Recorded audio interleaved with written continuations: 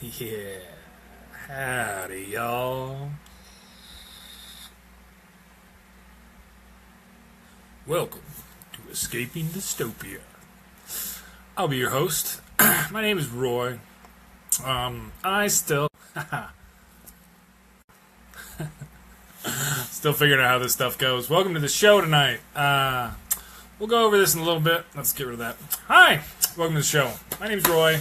I like playing with filters on Facebook and talking about current events and other things. So I did the show and started doing this right after the president was elected because I thought the country might be on a weird track. So I thought I'd just, amp up the whole thing. Yes, me, whatever. Ongoing conversation with some bros of the Bernie variety. All right, so before we get to the show tonight, some of you may recall that last week we decided that we were going to donate $10 a like for Hurricane Harvey relief efforts. Turned out that we got 22 likes, and then I decided to go ahead and add Mags, River, and myself to the total. So that gave us $250 total, passing on down to H-Town. Dropping the bucket, not really much. Now these are our lucky recipients. Gotcha, bro. New comments pop up while I'm doing the videos. The Houston Food Bank. Thank you for choosing to support the Houston Food Bank. Your gift makes a world of difference in the lives of the 800,000 people we feed each year through our network of 600 partner agencies. Only through the ongoing support of donors like you can we continue to lead the fight against hunger in Southeast Texas. The Houston Humane Society. Thank you very much for your donation. It is through the generosity of people like you folks, thank you, that we are able to offer cruelty investigations and keep our wellness clinic affordable to needy animals and continue our educational outreach programs. Your support truly makes a difference! 2 exclamation points!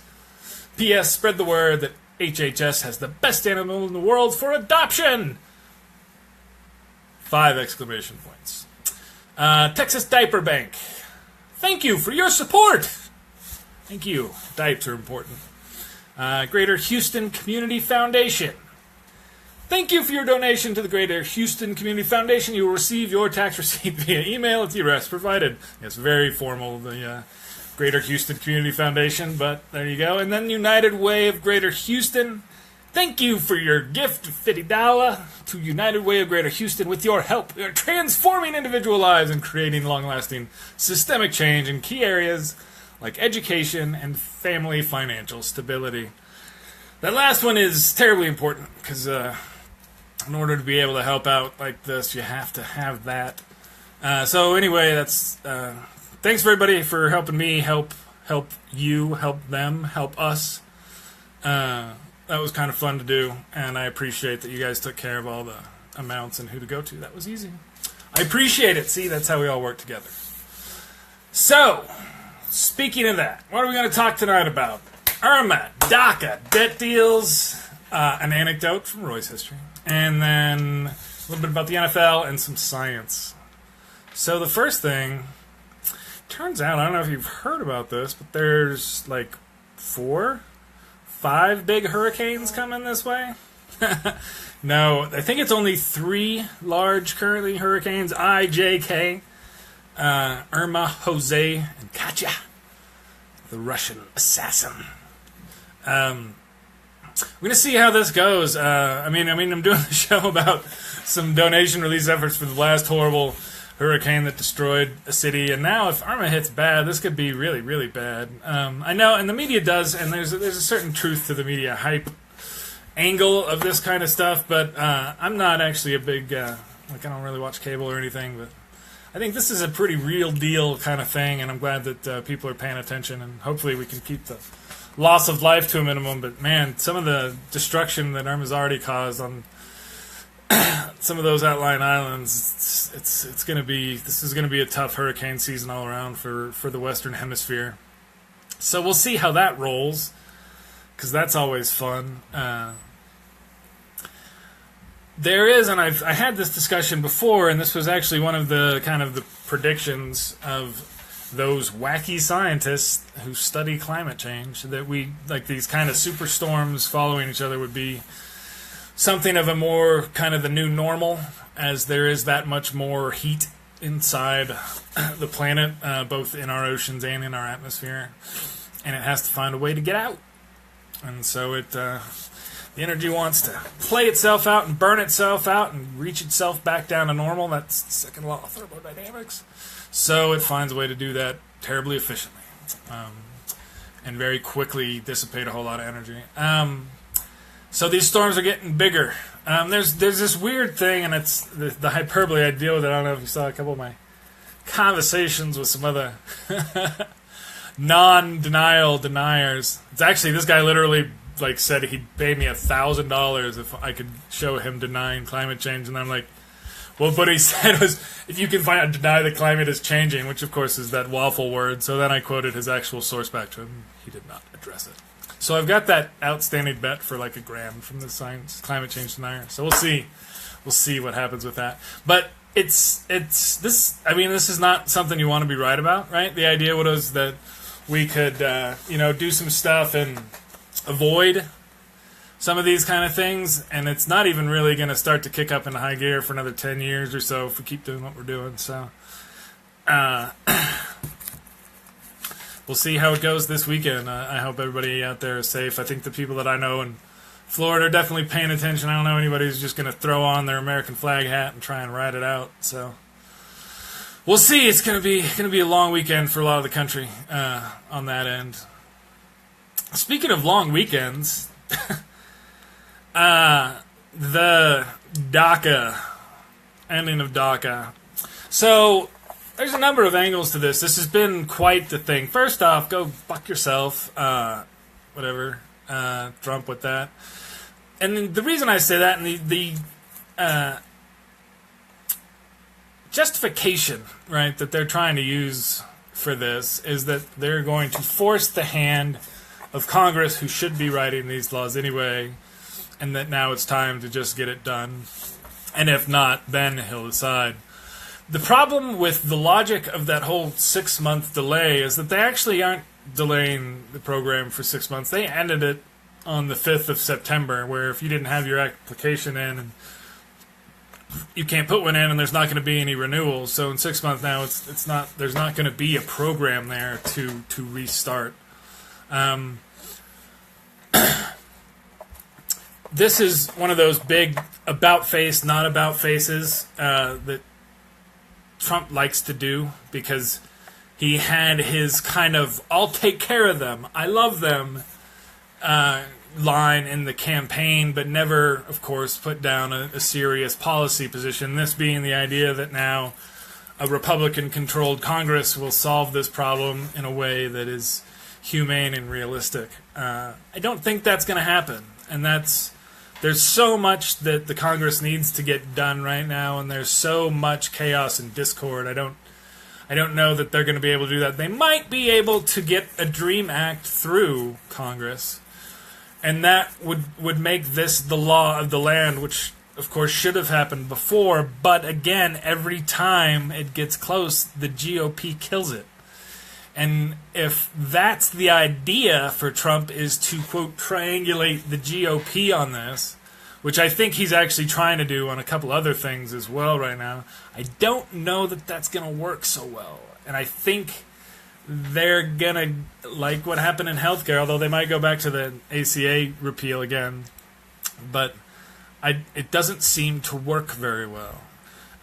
This has, of course, along with pretty much everything that he's been doing regarding racial issues, continued to inflame and empower the racist shitholes and bastards that still live here in this country. And there's a hope here that when they now kind of reveal themselves, as it were, they can be stamped out, and we can have enough learning parts to it. I posted the one this other day about the high school with the kids in the Ku Klux Klan masks. there's just a general kind of massive ignorance that has to go in if you want to do that as, quote, a joke. And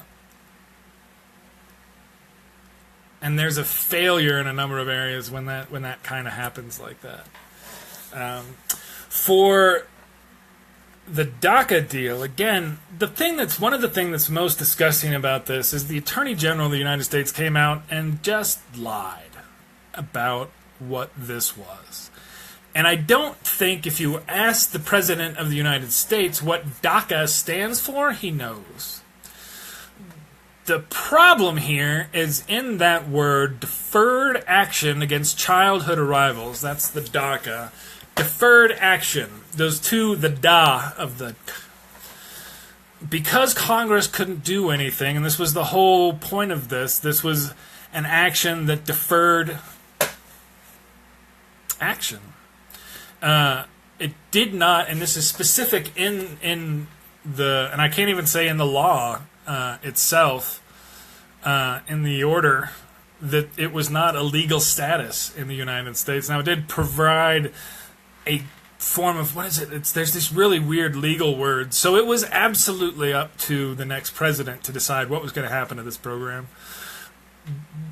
That Trump lied about what he was going to do is not new, nor will you get him to own up to that. The lie in what he's trying to say now is that if after 6 months Congress has not come up with a solution, and I'll take care of you, when at the same time you're ending the program under the excuse not that you want to end it, but that you don't think the president has the authority to create it in the first place. Now, that's the excuse they use now. So they're saying, well, it's not that we want to, hurt these kids, because, of course, everybody knows they're innocent kids that are good people, that are, not getting in trouble, literally by definition, because to be eligible for the program, you have to be a number of things, all of which include not being a criminal. But so he can't look like he's picking on these innocent children, and they're not all children now, because this continues to drag out. What were a lot of teenagers and older or younger before, now I think the average age, I've seen a couple is about 23 now. So these are now your mid-level young adults. Young adults, that's funny. I'm old. They are adult young. I don't know, whatever. But yeah, you're under 30. A lot of professionals, people getting started in their careers, getting out of school and getting started with their lives, and now they want to kick them out of the only country they've known. Again, this is heartless and assholish, so he cannot really just end it. So he tries to put this excuse that, the President of the United States doesn't have this authority, even though I can ban Muslims, but the President doesn't have this authority, so therefore I have to end it down, and I'm being compassionate by giving him 6 months. And he had that tweet today, don't worry, for 6 months you're fine. But after that, you're saying yourself, and your Attorney General is agreeing that you don't have the authority. You don't have the authority to do that. You're saying that yourself, so you can't reinstitute a program that you yourself have said you don't have the authority to do. So he's not going to reinstate this thing. And after Congress fails to do this, because again, the Republicans now get what they want, which is to be hardline on immigration, but don't have to take the blame for it, and it can then dump it on the president. So we'll see, but I don't think they're going to do much.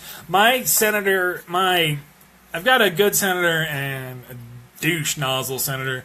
The douche nozzle senator, even he knows that these dreamers are kind of the embodiment of the American dream, hence the name Dreamers. And as somebody else noted, if they were all white kids from European countries that had this same kind of program, we wouldn't be talking about this.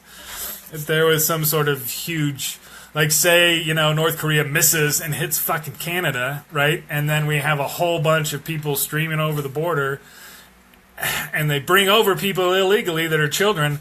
Again, I don't think we'd be having this discussion at all. This common sense, obvious legislation would have been signed years ago. But the racist arm of the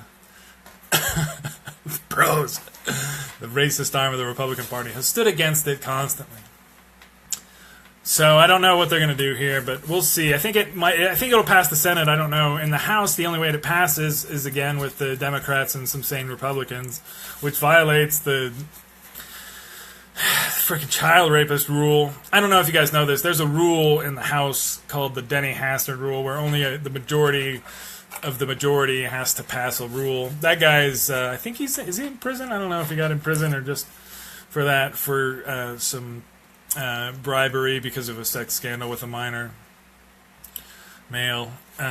Anyway, so the Republicans will have to do what they've had to do for every major piece of legislation since they've had power, which is to let the Democrats take over, even though Republicans have a majority.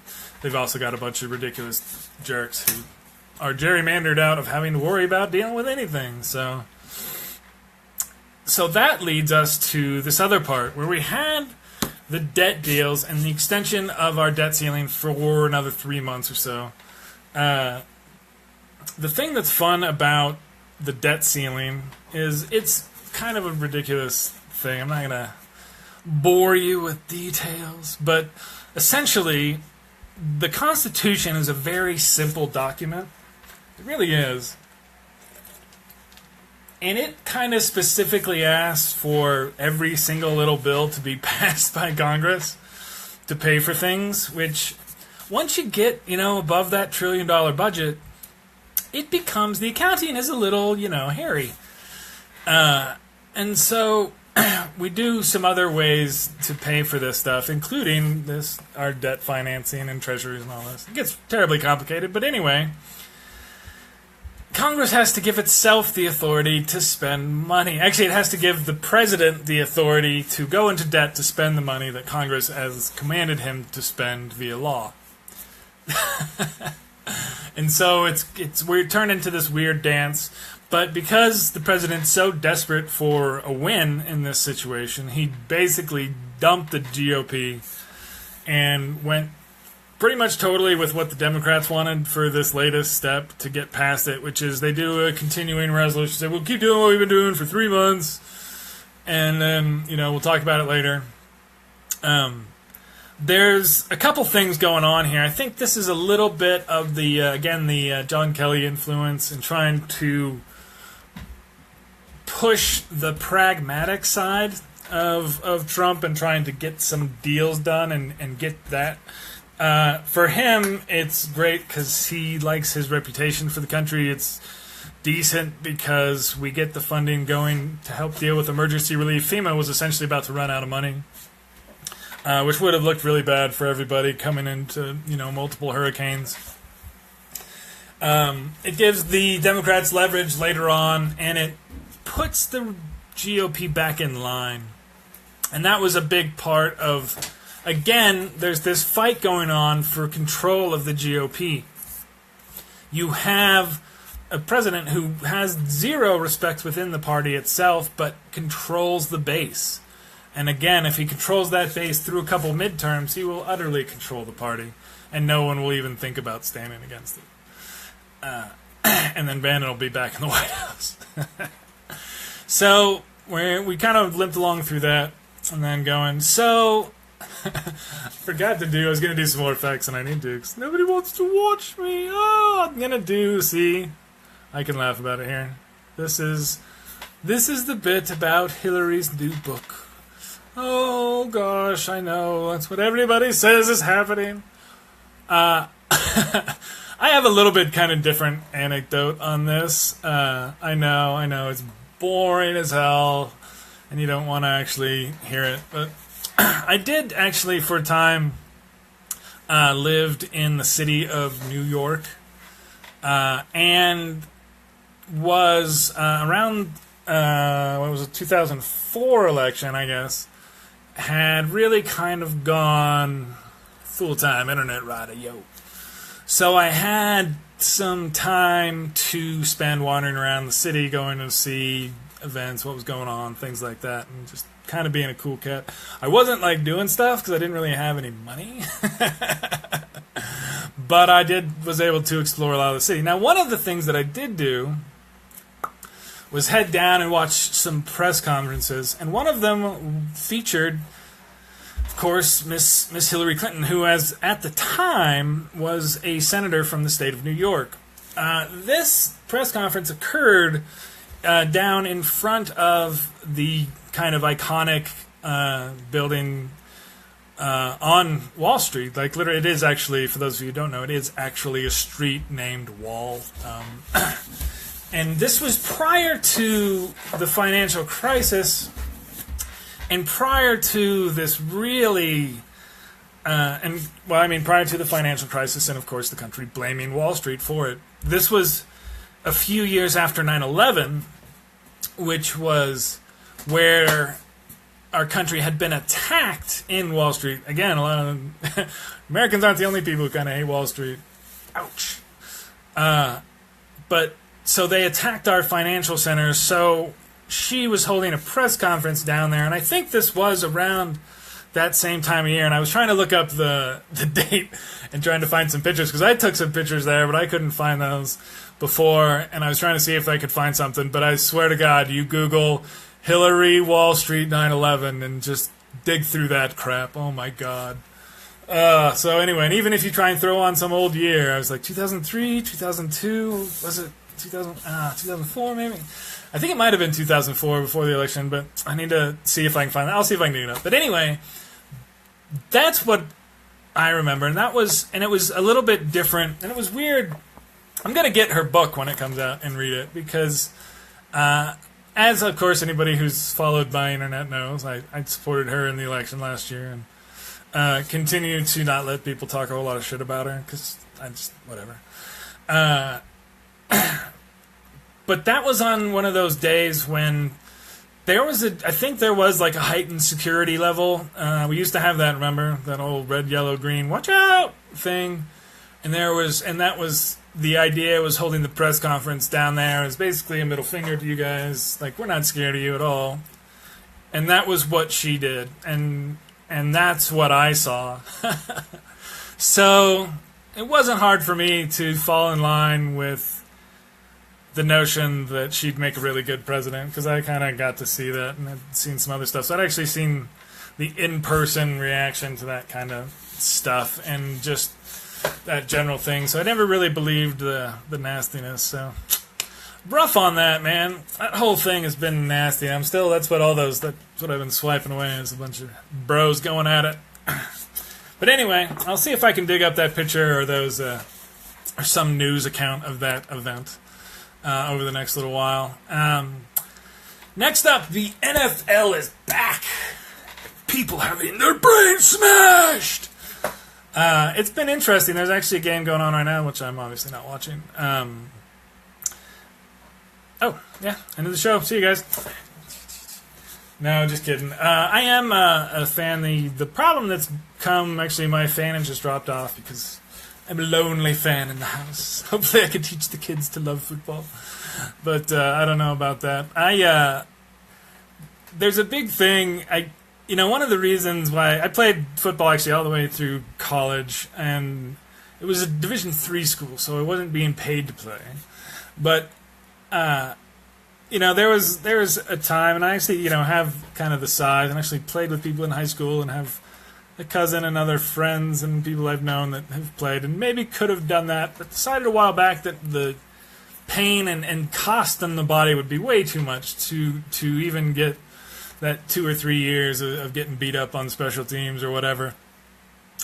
For the whole, for kids, and I think even unless you're in Alabama or Florida in a D1 serious college, I really don't think you're going to see too much of, and we'll see how for the brain injury kind of CTE stuff, a lot of the studies, and I've looked at these too, and there's a big difference in each level that you go to in football, and the collisions. And the fact that I'm even talking about this as far as the NFL topic tells you a little bit about how the NFL has changed, and it's going to be interesting to see how it rolls, because there is no question, and anybody who had a question, that there is a great deal of physical cost to playing an NFL career. I mean, it's like people who were smoking, and Oh, this is bad for you? Come on, man. I'm just coughing up crap and I feel like shit every time I do it. But how could this be bad for you? I mean, right? I mean, the day after you play like a serious football game, you're pretty much like beat to crap, because that's what I mean. It's a very physical game. The head injury stuff, I think, comes more when you just reach that physical level of just two really huge, strong, fully grown men running into each other as hard as they can.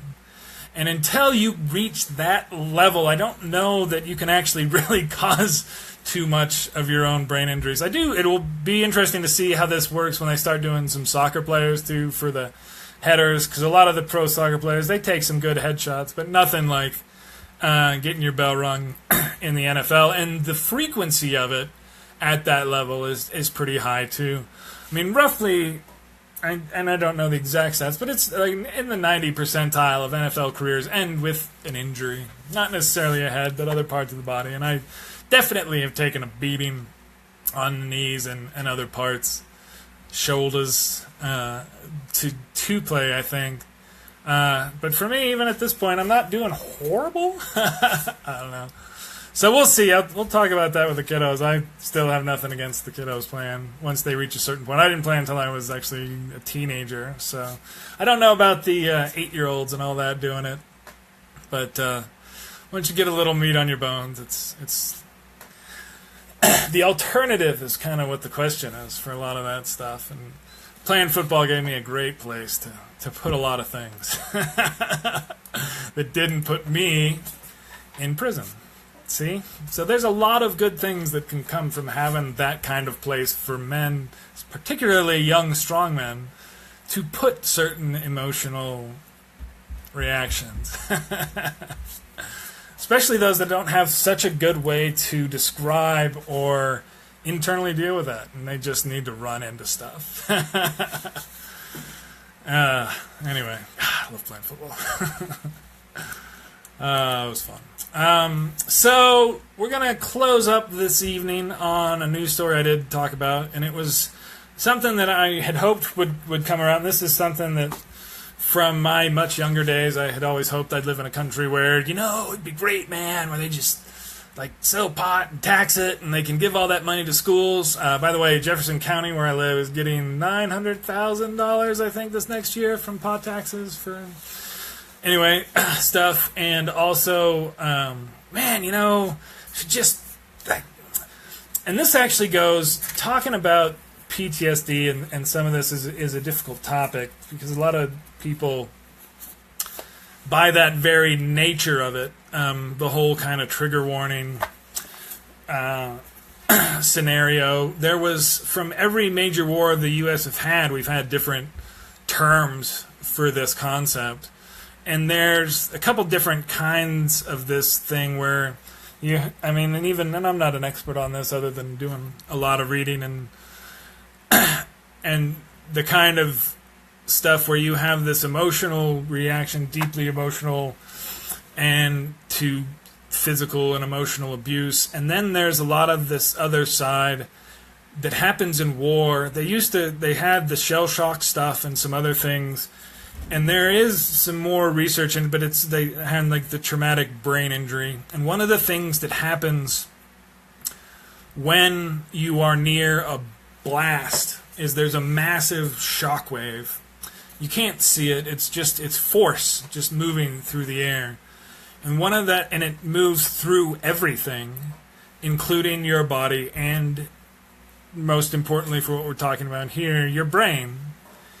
And exactly what it does and how it does, and if you can even think of that, right? And even the angle from the blast. Did it come from this way? Did it go this way? How? Did it go forward? Did it go back? A lot of these things, and then you take that physical side, then you have the emotional trauma, and even so much of this stuff. So going into that, I'm not going to go too far, but the concept here, so many of these experiences can be so difficult to experience that even conceiving and going over them is emotionally difficult. This is where ecstasy comes in. one of the things that we do when we create memories, it has to do with our experience at the time and our emotional state. That's how we build the concepts of them. That's why when you have memories of those incredibly over-the-top, intensely emotional, they're clear and solid. There's a very strong evolutionary argument for why that's good. To remember times you almost died, so you can avoid those in the future. It's an immensely useful evolutionary trait. It adds to it, however, that there's some psychological side effects that come from that. So the idea with the ecstasy is that you can take it and then in a extremely accepting emotional state where essentially your brain is like serotonin and dopamine. Yes, I've taken ecstasy before, and yes, I've studied brain science. And in that state, you actually become very, of course, high emotionally, and also usually quite talkative and open and receptive. And it gives you the ability to override the memory pain and to be able to talk about it, and you have a way to counteract that. And then you have, after that, and again, the way that the brain builds memories, every time you remember something and go over it, it reloads it. It's a refresh kind of thing where it overloads.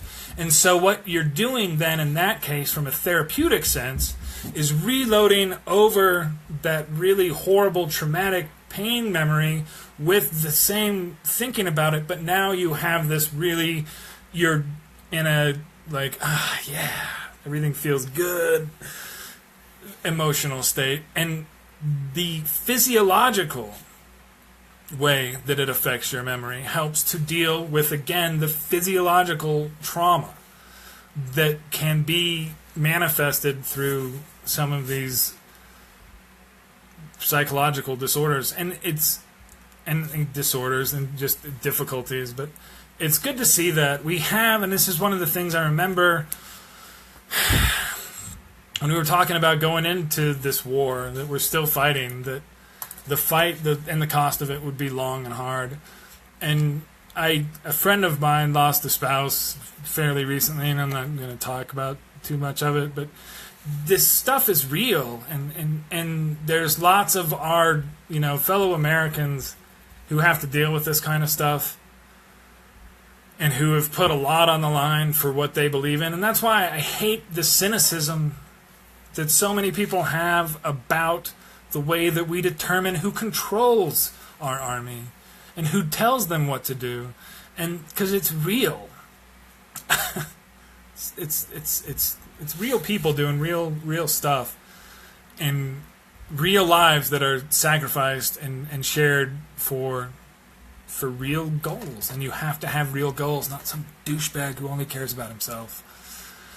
So anyway, I was really glad to see that happening. And I try and bring this up because I know a lot of people get a little negative Nancy about the whole situation we're in and all that, but in the darkest of pits you can look up, right? And no matter how far you're down, unless you're in frickin' hell. Oh my God. Sorry, that was quite the transition. I'm actually about done for the night, but if you didn't see the post about that anime show, that Berserk thing, oh my gosh. Wow, I'm glad I wasn't on ecstasy watching that. Man, that was quite the twist. So, with that, I appreciate everybody for dropping by. I really appreciate everybody who watches this later, if you do, and everybody who liked stuff last week. Obviously, I'll have to do that. I just buy them likes. It's all good. Glad to be able to help out in H-Town, and we'll see you next week. Hopefully, we won't be... They're going to do they're going to do the Harvey fundraiser on Tuesday, I guess, on all the TV networks, and hopefully that's not interspersed with coverage of Florida being destroyed. And this becomes an annual, the new fall lineup of hurricane relief shows. So that would not be a new normal that I think anybody really wants. And I hate it to quickly transition to that. So, with that being said, I have a book review next week. We'll see. Might take a couple weeks. I'm a little slow on the reading sometimes. And thanks everybody for watching. And peace out. Love y'all. Have a good week. And see you then. Night.